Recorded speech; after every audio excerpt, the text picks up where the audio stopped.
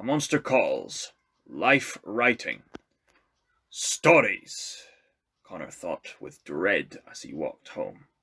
It was after school, and he'd made his escape. He'd got through the rest of the day avoiding Harry and the others, though they probably knew better than to risk causing him another accident so soon after nearly getting caught by Miss Kwan. He'd also avoided Lily, who had returned to lessons with red, puffy eyes and a scowl you could hang meat from. When the final bell went, Connor had rushed out fast, feeling the burden of school and of Harry and of Lily drop from his shoulders as he put one street and then another between himself and all of that. Stories, he thought again. Your stories, Miss Marle had said in their English lesson. Don't think you haven't lived long enough to have a story to tell. Life writing, she'd called it. An assignment for them to write about themselves, their family tree, where they'd lived, holiday trips and happy memories, important things that had happened. Connor shifted his rucksack on his shoulder. He could think of a couple of important things that had happened. Nothing he wanted to write about, though. His father leaving, the cat wandering off one day and never coming back, the afternoon when his mother said they needed to have a little talk. He frowned and kept walking. But then again, he also remembered the day before that day. His mum had taken him to his favourite Indian restaurant and let him order as much vindaloo as he wanted.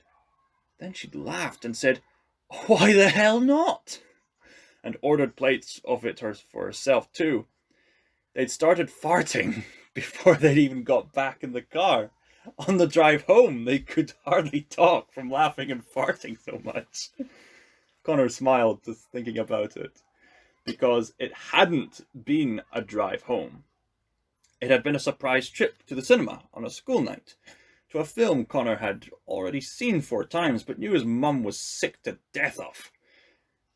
There they were, though, sitting through it again, still giggling to themselves, eating buckets of popcorn and drinking buckets of Coke. Connor wasn't stupid. When they'd had the little talk the next day, he knew what his mum had done, and why she had done it. But that didn't take away from how much fun that night had been. How hard they'd laughed. How anything had seemed possible. How anything good could have happened to them right then and there, and they wouldn't have been surprised. But he wasn't going to be writing about that either. "Hey!" A voice calling behind him made him groan. "Hey! Connor! Wait!" Lily. "Hey!" she said, catching up with him and planting herself right in his way, so he had to stop or run into her. She was out of breath, but her face was still furious. "Why did you do that today?" she said. "Leave me alone," Connor said, pushing past her. "Why didn't you tell Miss Kwan what really happened?" Lily persisted, following him. "Why did you let me get into trouble? Why did you butt in when it was none of your business?" "I was trying to help you." "I don't need your help," Connor said. "I was doing fine on my own." "You were not," Lily said. "You were bleeding." "It's none of your business." Connor snapped again and picked up his pace. "I got detention all week," Lily complained.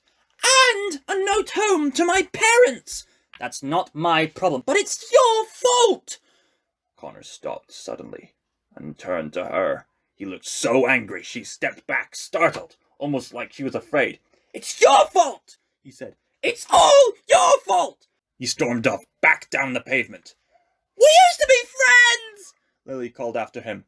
"Used to be," Connor said without turning around. He'd known Lily forever. Or for as long as he could remember, which was basically the same thing. Their mums were friends from before Connor and Lily were born, and Lily had been like a sister who lived in another house, especially when one mum or the other would babysit. He and Lily had only been friends, though. None of the romantic stuff they got teased for sometimes at school. In a way, it was hard for Connor to even look at Lily as a girl. At least, not in the same way as the other girls at school. How could you, when you both played sheep in the same nativity? aged 5. When you knew how much she used to pick her nose. When she knew how long you'd needed a nightlight after your father moved out. It had just been a friendship, normal as anything. But then his mum's little talk had happened. And what came next was simple, really, and sudden. No one knew. Then Lily's mum knew, of course. Then Lily knew. And then everyone knew. Everyone. Which changed the whole world in a single day. And he was never going to forgive her for that. Another street, and another street more, and there was his house. Small but detached. It had been the one thing his mum had insisted on in the divorce, that it was theirs, free and clear, and they wouldn't have to move after his dad had left for America, with Stephanie, the new wife. That had been 6 years ago, so long now that Connor sometimes couldn't remember what it was like having a dad in the house.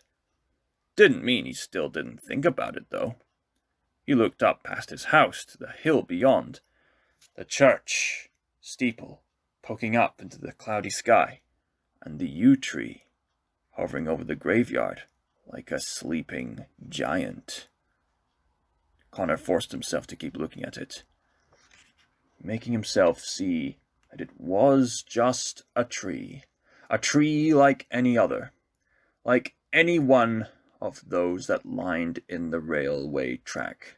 A tree, that's all it was. That's all it ever was. A tree that, as he watched, reared up a giant face to look at him in the sunlight, its arms reaching out, its voice saying, "Connor." He stepped back so fast he nearly fell into the street, catching himself on the bonnet of a parked car. When he looked back up, it was just a tree again.